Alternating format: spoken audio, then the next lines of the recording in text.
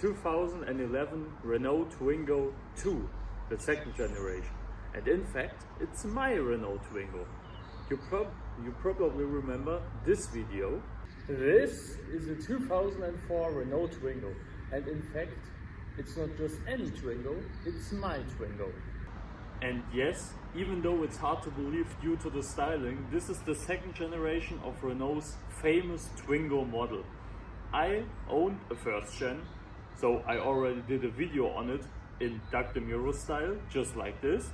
But now, today, finally, I planned this for so long, I'm going to show you the second generation, which is a car that no one ever talks about. Everyone just knows the first gen, about its design, its weirdness, the really weird seats.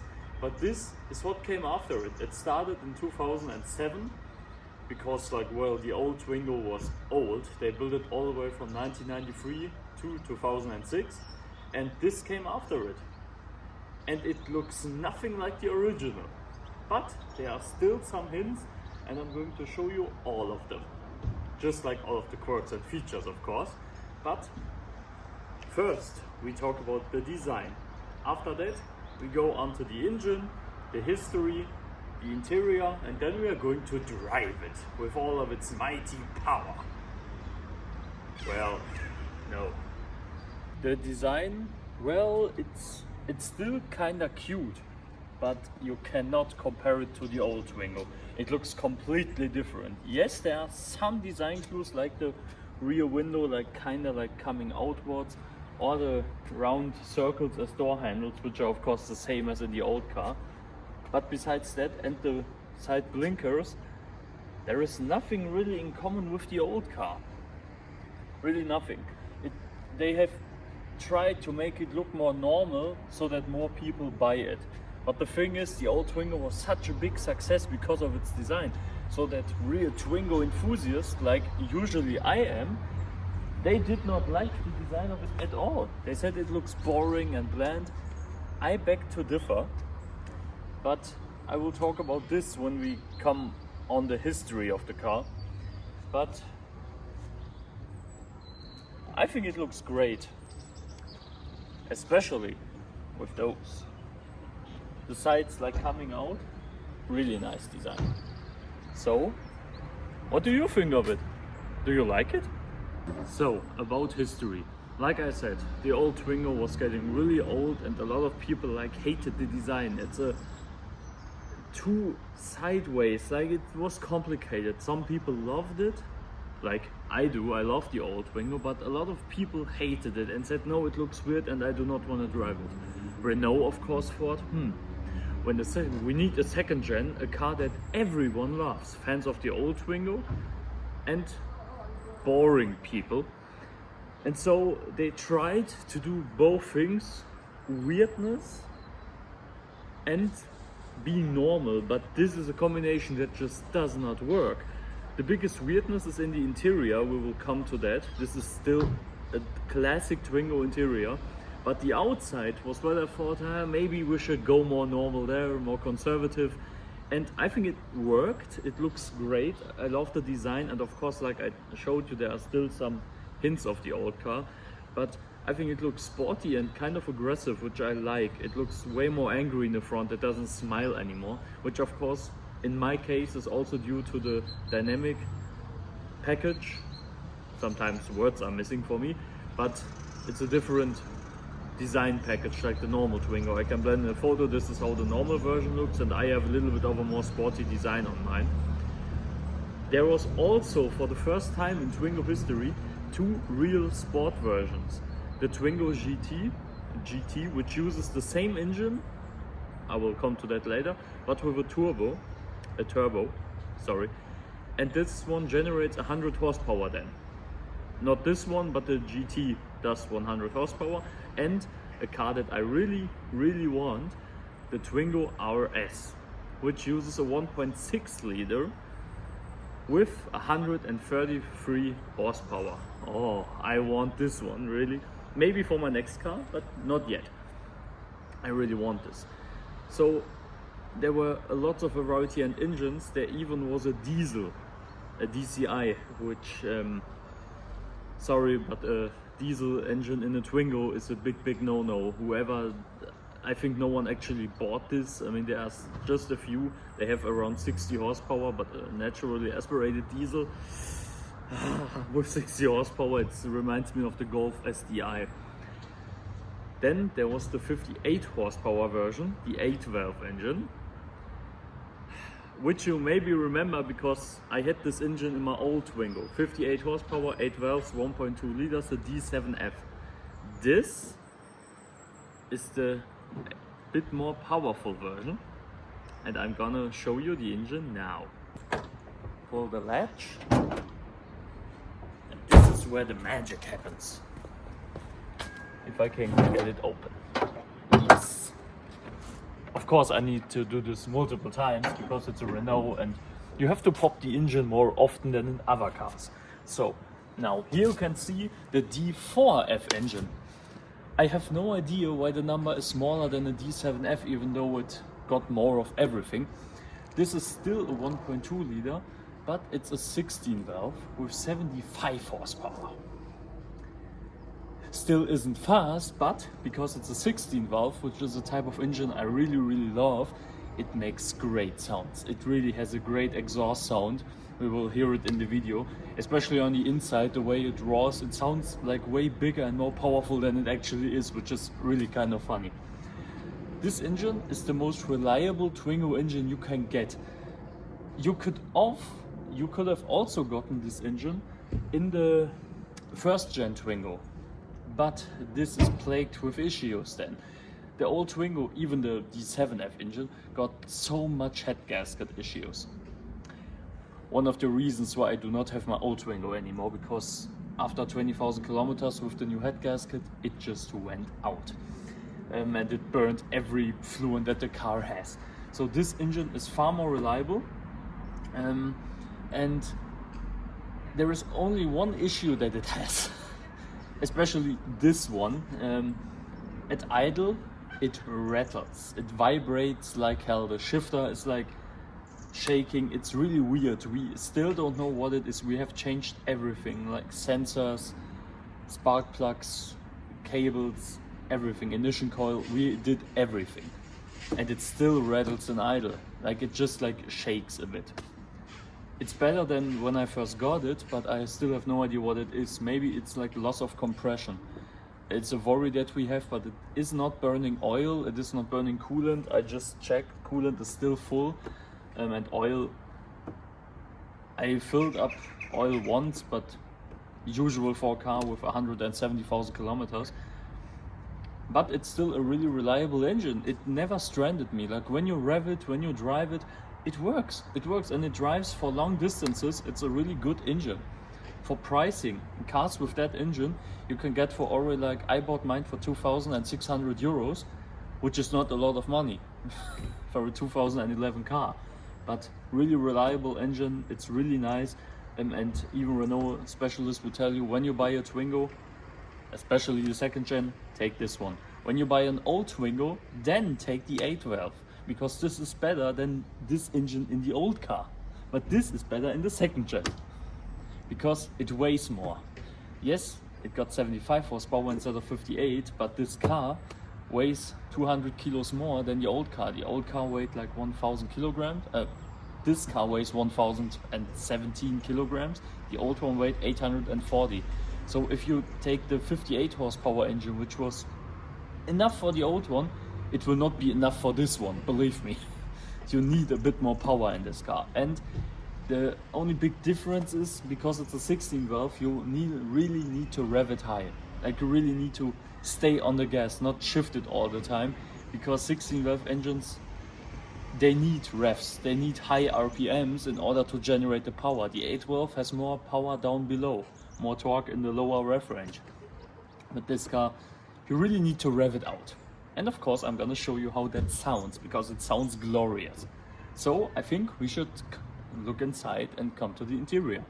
Enough said about the engine. But just listen to the sound of the hood. Quality. Now into the beautiful interior of the 2011 Renault Twingo. When you first hop in, one of the first things you will notice is the design of the plastic. Yes, it's hard and really cheap plastic, but it looks really good. It kind of like got a wooden texture, which I really like. Of course, this interior is black besides the seats. The not sportier Twingos, because this is the dynamic version. The normal versions have a light gray interior, which looks so cheap. Like it looks like a tin can with cookies that your grandma has. It really looks terrible. But this is a way better looking interior. One thing I'm sadly still missing, just like in the old Twingo, the rev counter. It does not have one. The more sporty versions like the GT and the RS of course have one just behind the steering wheel. But no, I just have a digital dashboard. And for those American viewers, yes, it's all in the middle. It's all digital. You have a little button on the side. If you press that, you can swipe through the vehicle information, like how much it has already driven, the trip odometer, the mileage, everything, but not the fuel consumption. But what I can tell you, I will translate them into different languages, the fuel consumption, and then I'm gonna show you there. In European mileage, forget it. This car uses on 100 kilometers around 3 to 4 liters per 100 kilometers, which is so little, because if you consider this is a naturally aspirated engine, an old normal 4-cylinder, this is insane mileage. Like, it's really good if you think about it. Like, usually cars with those engines have like problems hitting like 6 liters per 100 kilometers. And of course, I'm sometimes driving it with a bit more gas, and of course then you use more fuel, but it's still really economical, which is really great. So thumbs up for that. Everything's digital, like all of your warning signs that you are afraid of, because this is a Renault and you will never know when those warning lights will come on. This one of course got powered steering, not like my old car, and it got really funky volume controls behind the steering wheel. This is absolutely normal for Renault models from those years. Even the old Twingo could have got that with a different trim level, but I now have it. Of course, old school starter ignition. You have wipers. Of course you have wipers, but you can change how fast they are going. When it's just raining a little or it's raining more. You have like 3 places where you can put it. Sorry, I'm a little bit tired today, so sorry for my weird English. On the other side, of course, the turn signal stalk. Absolutely normal, nothing special about that, but there is one special thing about it. You maybe have looked for the horn. But where is it? Yes, exactly, it's the button at the end of the turn signal stalk. And it sounds ridiculous. Take a listen.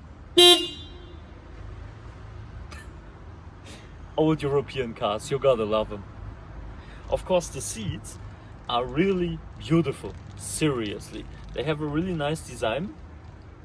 Just grey, not like one of those old bus seats that the old Twingo had, because it looks more normal, of course, more conservative. But there are these really cool circles in colors. What do they stand for? If you look really closely, those are the colors that you could buy the first gen Twingo in. That's a really nice Easter egg. Of course, Renault also every time proud of their French heritage and about their history, and this is one of those design clues. I love it. The door panels look way better than in the old car, because it got door panels, and the old car just had like the outside metal on the inside and a little bit of fabric here. No, these are full door panels, and even here it's covered. You are not seeing the outside metal, which sounds like completely normal. But believe me, sit in the first gen Twingo and you know why this is amazing. On the driver's side, there are of course electronic mirror controls and the powered windows. Before you ask what's with the windows in the rear, no, they do not move at all. They do not go down, and you cannot even push them out like in other small cheap cars. No, they are completely just fixed in place. Like the people stuck there, they got a back for air. But here on top we have a really special button. This button opens the sunroof, the cloth sunroof, electronically. If you remember, the old Twingo had like a lever that you twist and then you push it back. No, this one's electronic. But there is one really stupid thing about this. You need to hold the button the whole time. You cannot just push it once and then it just goes open. No, you need to drive around like this. Okay, like from the other side, but this is just annoying. But you are not using it that often because we are in Europe. But when the weather is nice and you open it up, it's amazing. Really nice feeling, even though it's further back, and so you cannot, when you sit here, you just have air, but you cannot like really see outside. But you should be looking there, not there. But still, I love it. It's a nice feature. Sun visors, like nothing special about there, just some Renault service number, and of course mirrors, so that everyone in the car can look at themselves while they are driven around in a Twingo. Besides that, you have a typical radio, you have your 5-speed gearbox, and you have still no air conditioning. This is a mistake from my side though, because you could have gotten this car, of course, with air conditioning, and most of the Twingo 2s you will find have air conditioning. But when I bought it, I forgot to check that here there needs to be an AC button. I just forgot to look that up. I bought the car, and when I picked it up, I realized I do not have climate control in a black car. I bought this in January this year, and the summer was pretty fun. Not. Because even if you put it on cold, it's just the outside air coming in. Of course, the rear defroster, like, it got a few more features than the old car. It got central locking and power steering and electronic mirrors. That's it, but you do not need more. For what do you need more? It's simple. It is really simple, and that's all you need to drive a car, and that's what I love about the Twingo. Before we go for a drive though, I need to show you the rear seat bigness. Because in the old Twingo, you had so much space in the rear, like you could fit fully grown adults there, and here it's actually no different. You have two separate chairs instead of a bench like in the old car, which is really comfortable. And what can I tell you? The seat is now in my driving position. I am 186 centimeters, 1.86 meters. And well, yes, my knee is touching the seat, but I actually have, I have pretty bad headroom because of the electronic sunroof, because the lines are here, but I do have actually, I could be driven around in it. If the driver would be a little bit smaller and would be a bit more sitting in that direction, yes, absolutely. You have an armrest, you have a speaker. It works. Trunk space is, by the way, not the pretty best, but it's enough for the car size. So you open up and now you can put stuff there. Of course, you can fold the seats down, you can push them away, like you can change the rear seat legroom. I of course have it far back because when I do have someone there, they want to not cut their legs off. But it's absolutely enough for your daily shopping. Now we are going for a drive.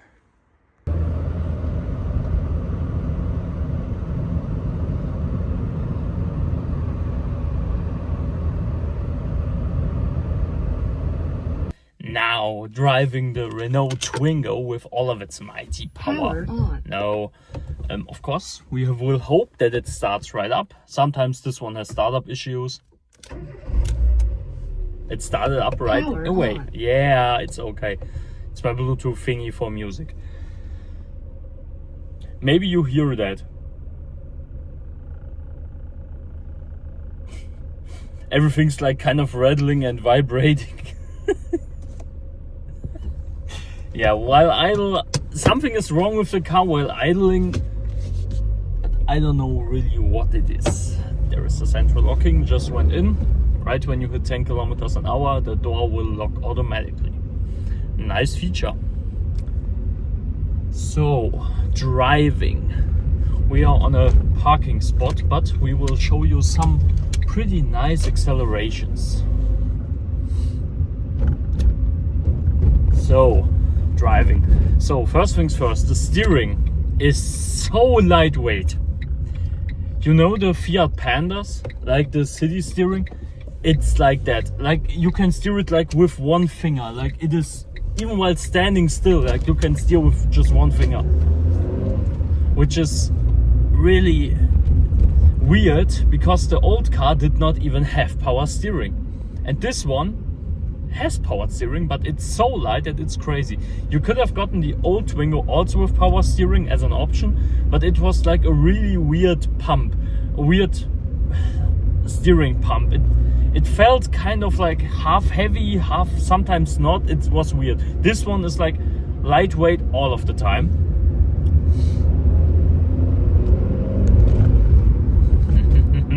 Hear that engine roar. It sounds absolutely cool when you are accelerating, but not in idle, which is a weird thing. About comfort and noise. Like I'm driving on a bit of a bumpy road here, like it's not the most comfortable road ever, but it works. It's actually pretty nice. I mean, the car had a new starting price of around 14,000 euros. But it's really, it feels solid. Like it doesn't, nothing rattles, nothing creaks. It feels like it got really solid build quality, which is weird for a cheap French car, and you would not accept that. Like, expect that. I totally accept that. Like, the gear shifts are smooth, the clutch is a little bit weird, but that's normal with all the Renaults. The brakes and the clutch are so weird and soft, like they do not feel like firm and sporty, like it's just like mushy and weird, but you get used to it when you drive a Renault. Visibility is of course great. You have big windows, like you can see everything. It's actually really nice to drive, and a lot of people will say like, oh no, it's a Renault, it's a bad French car. No, if you do not have a lot of money, like you cannot afford like a big and really expensive car, you have space for a lot of people to transport them. You have good trunk space. You have really good fuel economy. Do it. Like I just got in Germany we have TÜV. It's the 2-year inspection we all need to have in order to have our cars legally on the road. Like every car here needs so-called TÜV, which is like a really big inspection. Like they check on if anything is broken or something could be dangerous, and if everything's fine, you pay 160 euros, and then your car is allowed to drive for another 2 years. Like every 2 years you need to do it. This one just passed. I just need to fix 2 small things. I think I do not know the English words right now, but stabilizate. Sorry, I do not know the words right now, but I'm gonna translate these words and then I'm gonna show you here what needed to be fixed, because I actually do not know the words right now.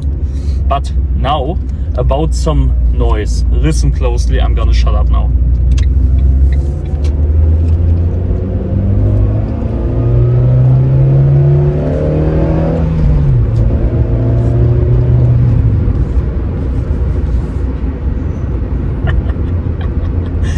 Be honest, you did not expect that.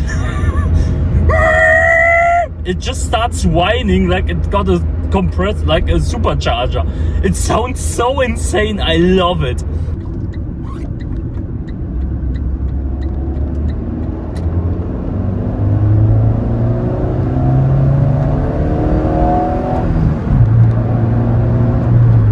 And it's so eager to rev. Like, the thing about the 16 valve is you do not have any power down below, like really no power, like nada, nothing. But when you get high up in the rev range, the car gets faster and faster and faster, and the more you rev it, the faster it gets. In a lot of other small cars with those engines, it's the opposite. You have down below, you have a lot of power, but as soon as you get high up in the rev range, the car like, no, please shift, I cannot take it anymore. This one is the opposite. It wants to rev, and that's what makes it such a fun experience, some bumpy roads. Still comfortable though. Typical French car. French cars are supposed to be comfortable. I'm gonna turn around there and we're gonna do it again. I just hope that I do not have some slow ass driver in front of me. But it's so, people would find it weird that the digital tachometer is there in the middle. But I got used to it when I drove my old Twingo. For me it is completely normal that the tachometer is right there. Like, it's normal for me, and that is digital and not a round thing with a needle. Sorry, my English today is really bad. Anyways, I'm doing this video.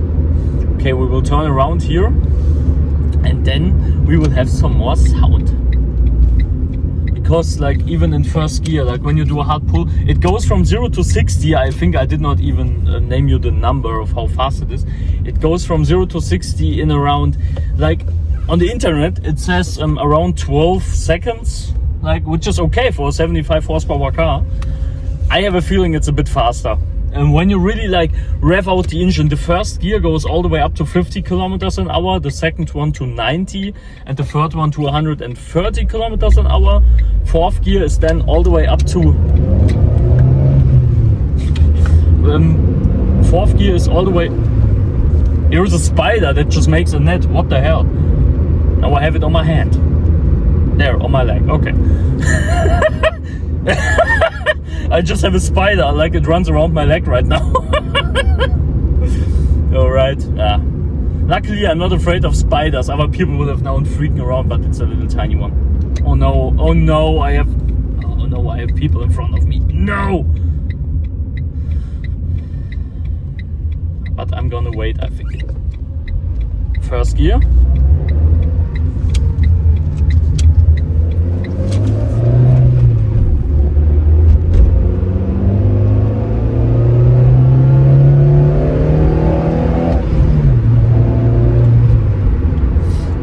By the way, because it only got 75 horsepower, we are still in legal speeds. No, I was not driving too fast, by the way. This was from standstill up to 80 kilometers an hour. So all right. But yes, now we are driving 70 kilometers an hour, and the noise comparison when I open up the window.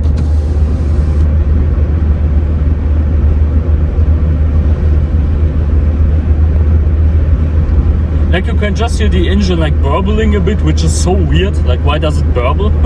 But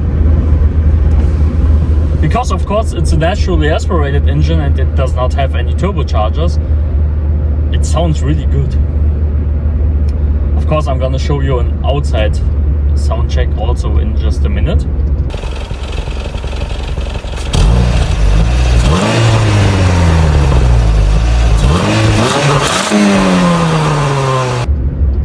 But, well, that's the Renault Twingo. I hope you like it, I hope you enjoy it, because this is a car that like Americans do not know, because you just do not have it in America. It's a French car and French automakers do not sell anymore in America. But one last pull.